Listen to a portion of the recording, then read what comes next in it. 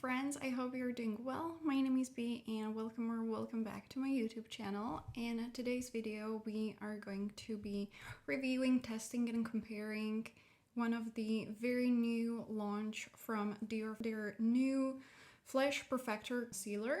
I am going to be testing the wear, the finish, basic information, everything will be provided, but as an addition, I thought that it would be really nice to kind of compare it with their fairly famous sealer from Dior Forever. So I will be applying the new one on this half of my face and the older one on the other half of my face. I really love the Dior Forever skin corrector, so I've been using it for several months, so I kind of know how it behaves and how I like to use it. But I am very interested also with the new launch because I feel like it can be something that I would like and appreciate. So we are going to see if the claims are correct and what I think which one is the better from the two. So some of the basic information on both products, both of them do come in a tube that contains 11 milliliters or 0.37 fluid ounces, so you have the same amount of product. The Forever one is, however, a bit more expensive. It retails in full price for $36. And the new one, the Dior Backstage, does retail for around $29. This one does claim to be long wearing, up to 24 hours. It is creamy, fairly hydrating, and can be used all around the face, but is good for like dark circles, and has kind of like natural finish and claims to have high coverage, which, however, I don't feel like it has. Like, it has medium to buildable in my opinion, but it does claim to have quite full coverage. This one, on the other hand, is a bit interesting because I've seen kind of like different information on Sephora and on the packaging. On the packaging, the product claims that it does have high coverage. However, on Sephora, it is labeled as medium coverage, so we are going to see. But it is going to have natural glowy finish. It is supposed to be crease proof, waterproof, and kind of look like very natural. Also, shade wise, Dior Forever Skin one does come in 28 different shades, and the new one, the Backstage one, comes in 22 shades. In Forever one, I am 1.5N, so 1.5 neutral. And in the new one, I am 1 neutral because they did not have 1.5N. So I'm going to swatch at first so you can see the difference between the textures, but also between the shades. You can see that it has fairly interesting applicator. It looks like it's totally kind of like a brush. So this is 1 neutral, this is the difference. I don't really think that there's that much difference. You can see from the applicators, the Forever Skin one does have quite big doe foot applicator. It's quite nice to like kind of just go underneath your eye. And the new one does have like very small brush, but it's literally like a small kind of flat brush. On this side, I will be using the new Dior Backstage one, and I'm going to, I really like the brush. It's super soft, and it just feels like it's really easy to like manipulate the product. I like that. I really like that. Okay. And I will just blend it out with a sponge. It looks really pretty though. Like, it already looks really pretty and very hydrating.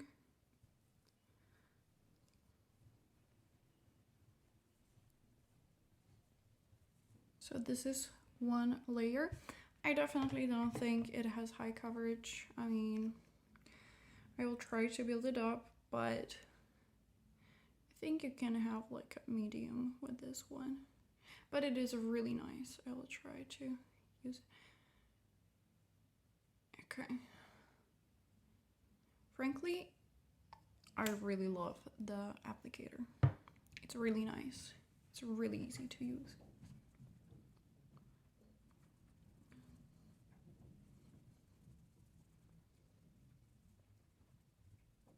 Okay, so this side does not have any product on. I really like this. I feel like it looks definitely a bit more higher coverage once I used 2 layers. Still, I don't think it is like really high coverage. I think it's like medium to slightly buildable. It is quite glowy. It's really pretty. So, okay, we are going to use the Dior Skin on the other one, Dior Forever Skin.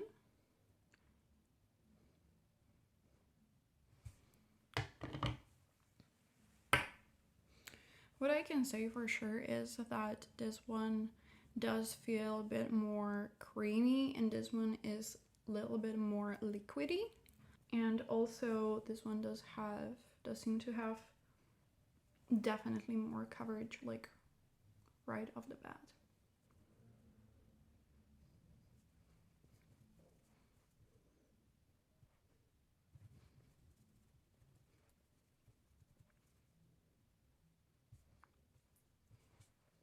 This one, I feel like even one layer does provide me with like much higher coverage than the 2 layers on this side.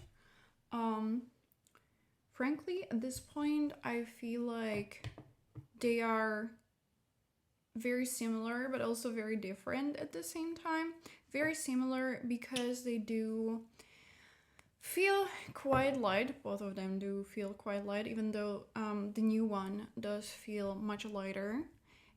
They do seem to have like quite a glowy finish or natural glowy finish, so in that aspect they do feel and look quite similar. However, this one seems to have much more coverage than this one, so yeah, I do get that this is supposed to be used like all around the face product, where you can like cover a lot more than you would be able to cover with this one. But I cannot say that I don't like or I prefer one over the other.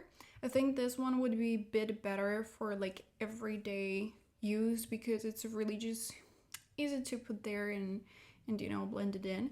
And this one would be very good for you if you like that more coverage and if you want something a bit more long wearing. Of course, I am going to see how well they wear throughout the day. We will do check-in. But so far, I really like this one. Again, much less coverage than the Dior Forever Skin Corrector, but I really do appreciate both of them.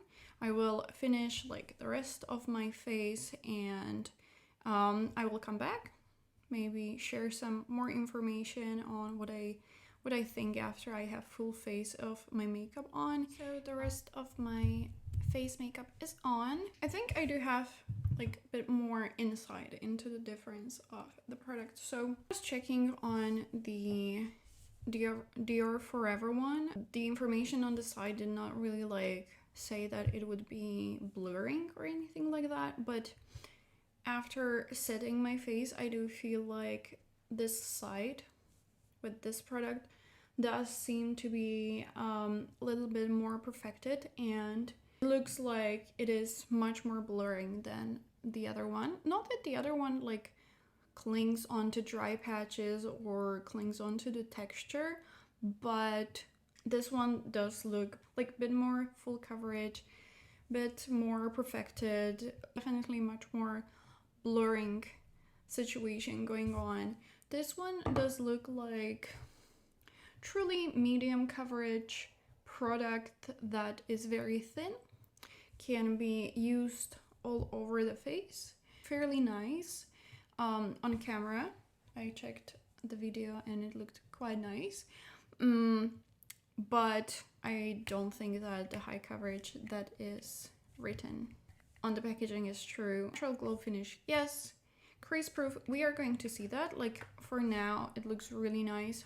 Didn't settle into any lines, nor the other one, but this one I do know that it does not do that for me.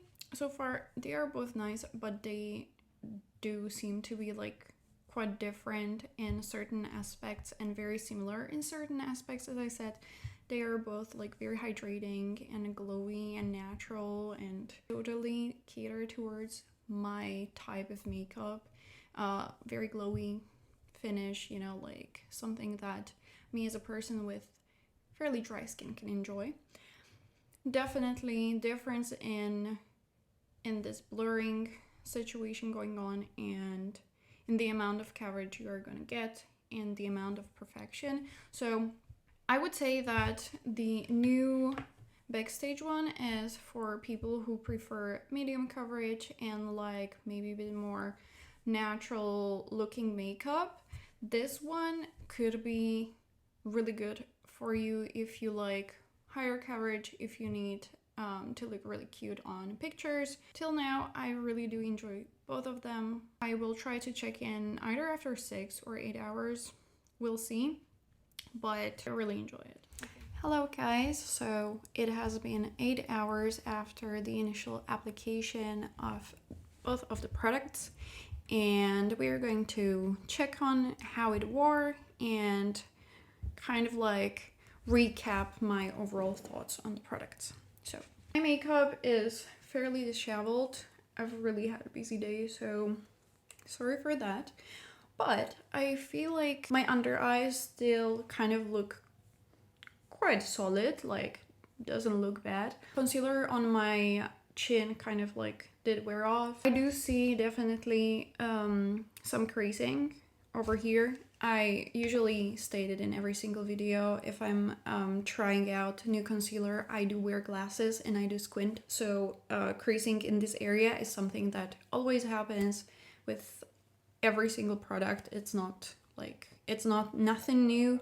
I know about it. I can just like lightly pat it in and kind of like refresh the look. This side, which is the new concealer, I do see slight kind of seeping into my fine lines. You can see it especially over here.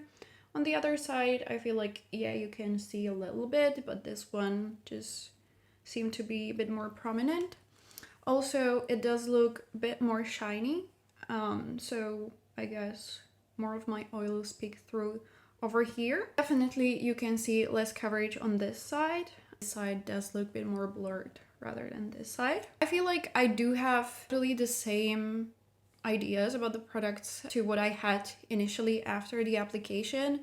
Coverage, yes, this is medium to buildable coverage. This one is definitely medium, maybe slightly buildable. You can definitely amp up the coverage if you like use 2 layers, but you're not gonna get full coverage with this one. My overall thoughts would be that I like that they do seem to be similar in certain aspects and they do seem to be totally different in other aspects. Similar is natural glowy finish, and both of them are fairly lightweight. This one is much more lightweight and is thinner, but this one is creamy but still kind of like performs very nicely and doesn't really cake up. However, the coverage is different and I personally would use it in different way. This one would be more of, I wouldn't say that I'm not wearing it on a daily basis, because many times if I don't wear foundation, I can just wear this all over my face. But this is definitely a product that does provide you with a lot of coverage. So if you need it, maybe for special occasion, for taking pictures, as I said, this would be a really great choice. This one is similar to another product that I really like, and that's the NYX Bear With Me Concealer Serum. It has very similar, very lightweight and liquidy texture. It also has very similar coverage. So I feel like because these two are similar, this is what I would usually wear on a daily basis if I'm just running errands, if I don't really need a lot of makeup on and I just want to look like fresh and cute and like have my under eyes quite brightened, but I don't need a lot of coverage. This one I would use maybe if I went for nicer occasion, if I went for a date, if I wanted to take pictures, and if I wanted to just look a bit more extra. As I said, this one does seem to have much more blurring effect on the skin. So yeah, that's the conclusion. I hope that you enjoyed this video. If you do, please consider subscribing, liking this video, and commenting for engagement. Also, definitely check other videos that I have. I have a bunch of reviews on makeup. That's kind of like one of the things that is most enjoyable for me, but I will also be coming out with some new content related to lifestyle and fashion and things like that. So I would be really happy if you subscribe and we'll become friends. So yeah, I hope that you're gonna have beautiful, beautiful, beautiful weekend, and yeah, enjoy. Thank you for watching, and bye bye.